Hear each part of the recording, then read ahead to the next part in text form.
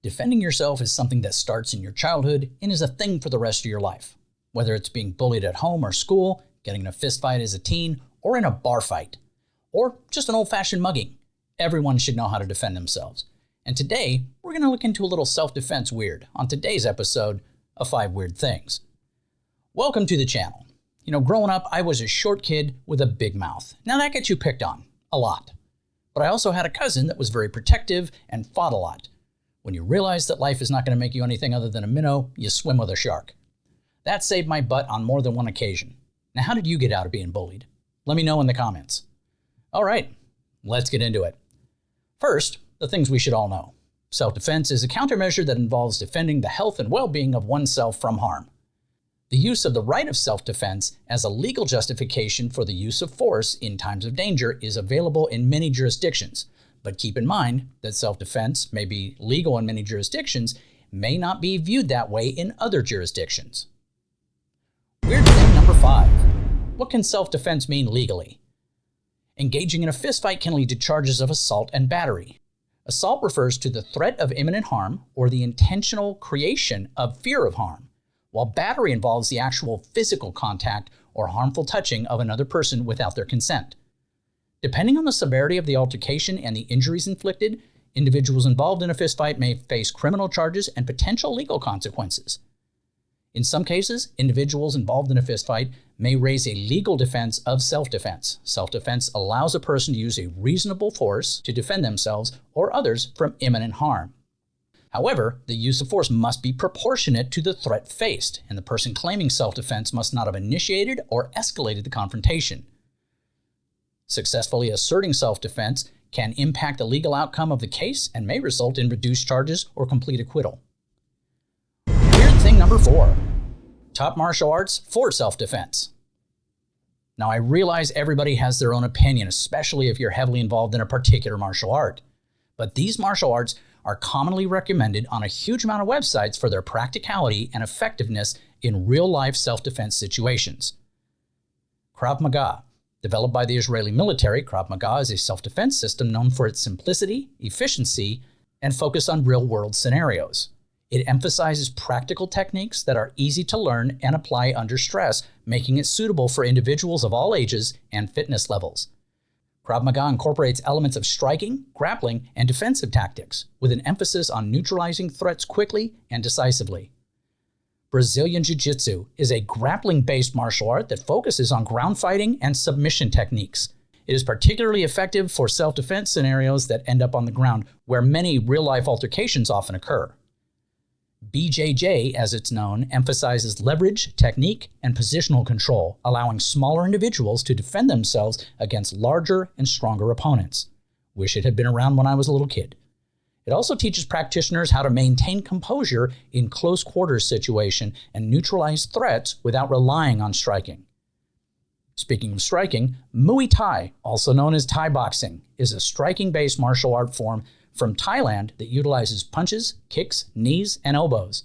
It is renowned for its effectiveness in stand-up fighting and close quarters combat, making it valuable for self-defense situations where striking may be necessary. Muay Thai practitioners learn powerful strikes, defensive techniques, and clinch work, which can be useful for neutralizing attackers and creating distance to escape. Weird thing number 3. Duty to retreat. The duty to retreat is a legal concept that refers to the obligation of individuals to attempt to retreat or withdraw from a threatening situation before resorting to the use of force in self-defense. The duty to retreat is often associated with the idea of avoiding unnecessary violence and de-escalating potentially dangerous situations. It reflects the principle that self-defense should be a last resort, employed only when other options from avoiding harm have been exhausted. In jurisdictions that recognize the duty to retreat, failure to attempt to retreat when it is safe to do so can impact the legality of a self-defense claim. If a person uses force in self-defense without first attempting to retreat, they may face legal consequences, such as being charged with assault or manslaughter, depending on the circumstances of the case. Now, the states that require duty to retreat in self-defense cases are Connecticut, Delaware, Hawaii, Maine, Maryland, Massachusetts, Minnesota, Nebraska, New Jersey, New York, and Rhode Island. Weird number 2, free combat. Washington and Texas are the only 2 states in the United States where mutual combat is legal.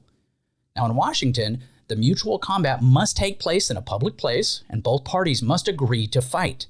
Additionally, the altercation must not result in serious bodily injury or participants can face charges. You can find YouTube videos of the police standing off to the side watching as 2 guys slug it out in front of a bar. In Texas, mutual combat is only legal if it occurs in a public place and does not result in serious bodily injury. And finally, weird thing number 1, big self-defense legal cases. State versus Zimmerman, 2013. We all remember this one. This case involved the shooting death of Trayvon Martin, an unarmed black teenager, by George Zimmerman, a neighborhood watch volunteer in Sanford, Florida. Zimmerman claimed he acted in self-defense, stating that he shot Martin during a physical altercation in which he feared for his life. The case sparked national outrage and debates about racial profiling, vigilantism, and Florida's Stand Your Ground law. Stand Your Ground law is the opposite of duty to retreat. Zimmerman was ultimately acquitted of second-degree murder and manslaughter charges by a jury. District of Columbia versus Heller, 2008. This landmark case involved a challenge to District of Columbia's handgun ban and restrictive firearms regulations.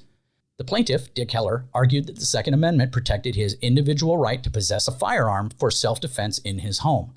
The Supreme Court ruled in Heller's favor, affirming that the Second Amendment protects an individual's right to keep and bear arms for self-defense purposes, overturning the D.C. handgun ban. People versus Bernard Goetz, 1987. I remember this one. This case involved Bernard Goetz, who shot and wounded 4 young men on a New York City subway train after he claimed they attempted to rob him. Goetz argued that he acted in self-defense because he believed the men were about to harm him. The case garnered significant media attention and sparked debates about vigilantism, race, and gun control. Goetz was initially charged with attempted murder and other offenses, but was acquitted of all charges except for illegal possession of a firearm. Well, that's it for today's episode. Hope you heard something you hadn't heard before. If you do have something to say, do it down in the comments. If you're still watching, today's code word is knuckle up. Put that down in the comments because it's some sort of vague karmic promise from me. Take care. Have a great day.